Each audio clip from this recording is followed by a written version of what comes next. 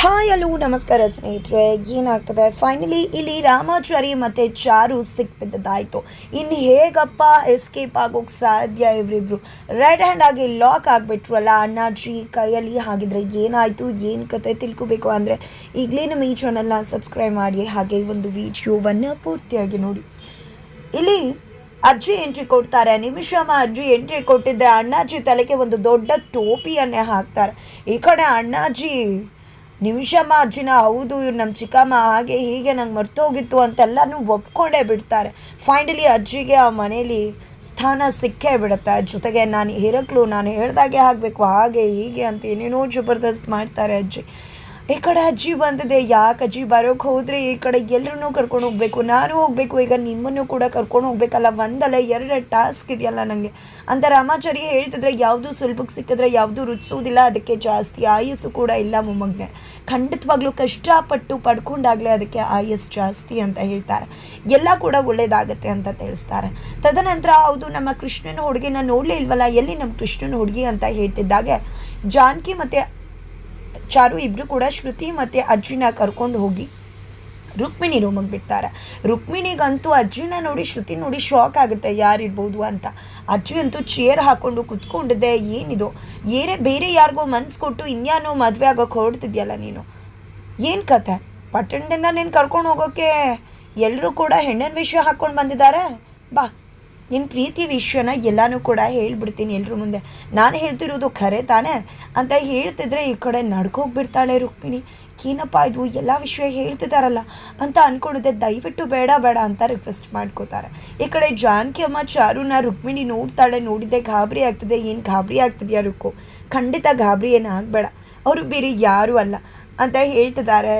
ಯಾರು ಅಲ್ಲ ಅಂದರೆ ಇವ್ರು ಯಾರು? ಇವ್ರು ನಿಮಗೂ ಕೂಡ ಗೊತ್ತಿದೆಯಾ ಅಂತ ರುಕ್ಕು ಹೇಳಿದ್ದಕ್ಕೆ ಹೌದು ಅವರು ಬೇರೆ ಯಾರೂ ಅಲ್ಲ, ರಾಮಾಚಾರಿ ಮತ್ತು ಕೃಷ್ಣನ ಅಜ್ಜಿ ಅಂತ ಹೇಳ್ತಾರೆ. ನಮಗೂ ಕೂಡ ಅಜ್ಜಿ ಆಗಬೇಕು ಅಂತ ಹೇಳ್ತಿದ್ದಾಗೆ ಈ ಕಡೆ ರುಕ್ಕುಗೆ ಖುಷಿ ಆಗಿಬಿಡುತ್ತೆ.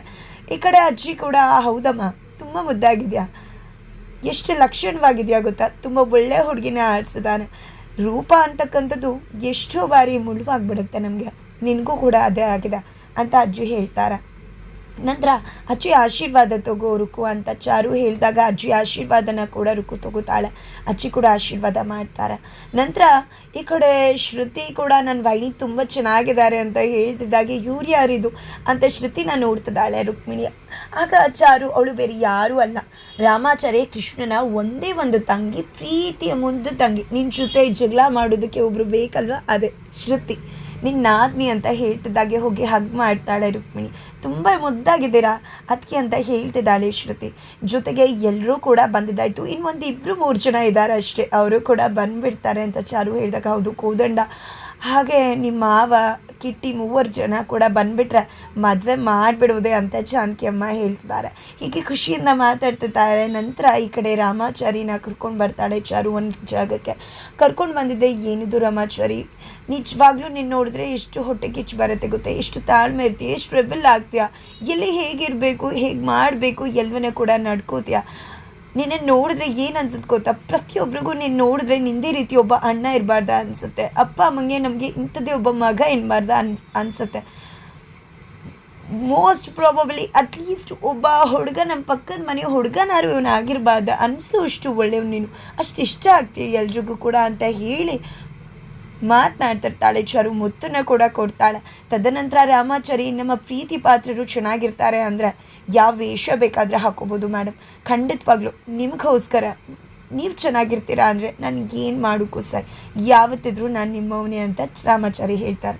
ತದನಂತರ ಪ್ರೀತಿಯಿಂದ ಮುತ್ತನ್ನು ಇಡ್ತಿದ್ದಾಳೆ ಚಾರು ತನ್ನ ಗಂಡ, ಪ್ರೀತಿಯ ಗಂಡ ರಾಮಾಚಾರಿಗೆ. ಬಟ್ ಇದನ್ನು ನೋಡಿಬಿಡ್ತಾರೆ ಶೋಭಾ ಮತ್ತು ಆನಂದ್ ಅವ್ರ ಹೆಂಡ್ತಿ. ನೋಡಿದ್ದೆ ಈ ಕಡೆ ಶಾಂತ ಮತ್ತು ಆನಂದ್ ಅವ್ರ ಹೆಂಡ್ತಿ ಯಬ್ಬೋ ಅವಿ ಏನಿದು ಅನಾಚಾರ ಅಂತ ಕಿರ್ಚ್ಕೊಂಡ್ಬಿಡ್ತಾರೆ. ಈ ಕಡೆ ರಾಮಾಚಾರಿ ಚಾರು ಇಬ್ಬರು ಕೂಡ ಕತೆ ಮುಗಿತು, ಸಿಕ್ಬಿದ್ವಿ ಅನ್ಕೋತಿದ್ದಾರೆ.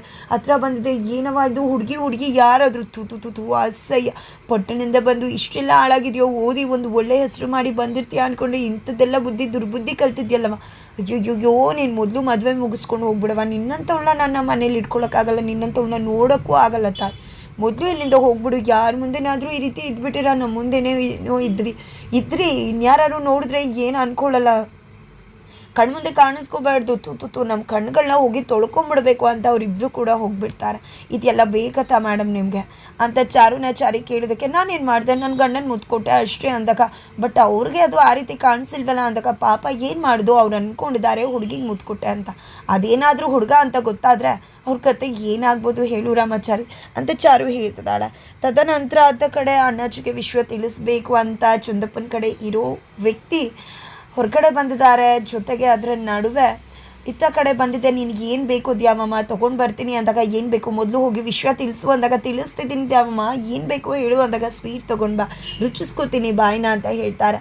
ನಂತರ ಚಂದಪ್ಪಂಗೆ ಸ್ವೀಟ್ ಕೇಳ್ತಿದ್ದಾಳೆ ಅಂದಾಗ, ಓ ಸ್ವೀಟ್ ಬೇಕಂತ, ನನ್ನ ತಂಗಿ ಮದುವೆ ಆಗ್ತದೆ, ತಂಗಿ ಮದುವೆನ ನಿಲ್ಲಿಸಿ ಅವ್ಳಿಗೆ ಇಷ್ಟಪಡೋನ ಜೊತೆ ಮದುವೆ ಮಾಡಿಸ್ತಿದ್ದೀನಿ, ಹೋಗಿ ತೊಗೊಂಬಂದು ಕೊಡು ಅಂತ ಚಂದಪ್ಪ ಕೂಡ ಹೇಳ್ತಾರೆ. ಬಟ್ ಆ ವ್ಯಕ್ತಿ ಹೋಗ್ತಿರೋದು ಫೋನ್ ಮಾಡೋದಕ್ಕೋಸ್ಕರ. ಅತ್ತ ಕಡೆ ಆನಂದ ಹಾಗೆ ಅಣ್ಣಾಜಿ ಅವರ ಹೆಂಡತಿ ಎಲ್ಲ ಕೂಡ ಮಾತಾಡ್ತಿದ್ದಾರೆ. ಯಾವಿದಜ್ಜಿ ಎಷ್ಟು ಖಡಕ್ ಆಗಿದೆ, ನಮ್ದು ಎಲ್ಲ ವಿಷಯ ಕೂಡ ಹೇಳುತ್ತೆ. ಹಾಗಿದ್ರೆ ನಿಜವಾಗ್ಲೂ ಅಂತಿದ್ರೆ ಈ ಕಡೆ ಆನಂದ್ ಅವ್ರು ಕೂಡ ಹೌದು, ಅವ್ವಜ್ಜಿ ಹೇಳಿದ ಎಲ್ಲ ಘಟನೆ ನಡೆದಿತ್ತು, ನಾನು ತುಂಬ ಚಿಕ್ಕವನಾಗಿದೆ, ತುಂಬ ಚೆನ್ನಾಗಿ ನೆನಪಿದೆ, ಹೇಳಿದ್ದೆಲ್ಲ ನಿಜಾನೇ ಅಂತಿದ್ರೆ ನಾವು ನೋಡಿದ್ರೆ ಆ ಊರನ್ನ ಅವತ್ತೇ ಬಿಟ್ಟು ಬಂದ್ವಿ, ಸಂಬಂಧ ಇರಬಾರ್ದು ಅಂತ. ಆದರೆ ಸಂಬಂಧ ಹುಡ್ಕೊಂಡು ಇಲ್ಲಿಗೆ ಬಂದಿದೆಯಲ್ಲ, ಮೊದಲು ಆ ಊರಿಗೆ ಒಬ್ರಿಗೆ ಕಾಲ್ ಮಾಡಿ ಎಲ್ಲ ವಿಷಯ ತಿಳ್ಕೋಬೇಕು, ಬೀಕನ್ಕೆರೆಗೋ ಯಾವುದೋ ಒಂದು ಹಳ್ಳಿ ಕಾಲ್ ಮಾಡಿ ಎಲ್ಲ ವಿಷಯ ತಿಳ್ಕೊಬೇಕು ಅಂತ ಅಣ್ಣಾಜಿ ಹೇಳ್ತಾರೆ. ಅಯ್ಯೋ ಇರಲಿ ಬಿಡಿ, ನಮ್ಮ ಮನೆಗೆ ಅಷ್ಟು ಜನ ಬರ್ತಿರ್ತಾರೆ ಹೋಗ್ತಿರ್ತಾರೆ, ಇವರು ಯಾವುದೋ ಮನೆಯಲ್ಲಿ ಇದ್ದು ಹೋಗ್ತಾರೆ ಮದುವೆ ಮುಗಿಸ್ಕೊಂಡು ಅಂತ ಹೇಳಿ ಶಾಂತ ಮತ್ತು ಆನಂದ್ ಅವ್ರ ಹೆಂಡತಿ ಕೂಡ ಹೇಳ್ತಾರೆ.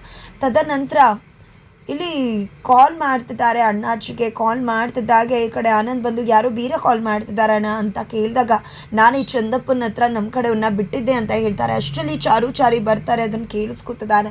ನಂತರ ಹೇಳು ಬೀರ ಏನಾಯಿತು ಅಂದಾಗ, ಅಣ್ಣ ಚಂದಪ್ಪನ ಕಡೆಯವರು ನಿನ್ನ ಮನೆ ಒಳಗಡೆ ಸೇರ್ಕೊಂಡ್ಬಿಡ್ತಾರಣ್ಣ, ಅಪಾಯ ಆಗಿದೆ ಅಂತ ಹೇಳ್ತಿದ್ರೆ, ಏನು ಮಾತಾಡ್ತಿದ್ಯಾ ನೀನು, ಚಂದಪ್ಪ ಏನು ಮಾಡ್ತಿದ್ದಾನೆ ಅಂತ ಹೇಳ್ತಿದ್ದಾರೆ. ಜೊತೆಗೆ ಸರಿಯಾಗಿ ನೆಟ್ವರ್ಕ್ ಇರೋ ಜಾಗದಲ್ಲಿ ಬಂದು ಮಾತಾಡು, ಏನಾಗಿದೆ, ಯಾರನ್ನು ಬಿಟ್ಟಿದ್ದಾನೆ ಏನು ಅಂತ ಕೇಳ್ತಿದ್ದಾರೆ. ಬಟ್ ಅಲ್ಲೇ ಎಲ್ಲ ಸತ್ಯನೂ ಕೂಡ ವ್ಯಕ್ತಿ ಹೇಳ್ತಿದ್ದಾರೆ. ನಿಮ್ಮ ಮನೇಲಿ ಇರ್ತಕ್ಕಂಥ ಅಡುಗೆ ಮಾರೋರು ಹೆಂಗಸಲ್ಲ ಗಂಡಸರು ರುಕ್ಮಿಣಿನ ಎತ್ತಾಕೊಂಡು ಹೋಗೋದಕ್ಕೆ ಚಂದಪ್ಪನೇ ಕಳಿಸಿರೋದು ಅಂತ ಎಲ್ಲ ವಿಷಯನೂ ಕೂಡ ಹೇಳ್ಬಿಡ್ತಾರೆ. ಬಟ್ ಅಣ್ಣಾಜಿಗೆ ಯಾವೊಂದು ವಿಷಯ ಕೂಡ ಕೇಳಿಸ್ತಿಲ್ಲ. ಜಸ್ಟ್ ಅಪಾಯ ಇದೆ, ನಿಮ್ಮ ಮನೆಗೆ ಚಂದಪ್ಪನ ಕಡೆಯವರು ಬಂದಿದ್ದಾರೆ ಅನ್ನೋದ್ಬಿಟ್ಟು. ಅದಕ್ಕೋಸ್ಕರನೇ ಈ ಕಡೆ ಸರಿಯಾಗಿ ಮಾತಾಡು, ಮೆಸೇಜ್ ಮಾಡಿಬಿಡು, ನೀನು ಏನೇ ಹೇಳ್ತಿದ್ಯಾ ಅದನ್ನು ಅಂತ ಹೇಳ್ತಿದ್ದಾಗೆ ಚಂದಪ್ಪ ಆ ಕಡೆ ಫೋನನ್ನು ಕಿತ್ಕೊಂಡಿದ್ದೆ.